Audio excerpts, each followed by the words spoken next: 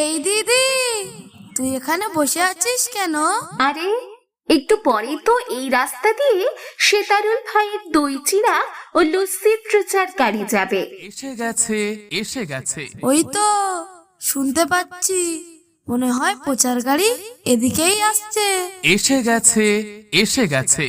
সেতারুল ভাইয়ের নিজে হাতে তৈরি স্পেশাল দই চিড়া ও লস্যির গাড়ি এসে গেছে। এই গরমের দিনে কলিজা ঠান্ডা করা সুস্বাদু সেতারুল ভাইয়ের দই চিড়া ও লস্যি খেতে চলে আসুন। লস্যি ছোট গ্লাস 10 টাকা ও বড় গ্লাস 20 টাকা। হ্যাঁ, ঠিকই শুনছেন, সেতারুল ভাইয়ের লস্যি ছোট গ্লাস 10 টাকা ও বড় গ্লাস 20 টাকা।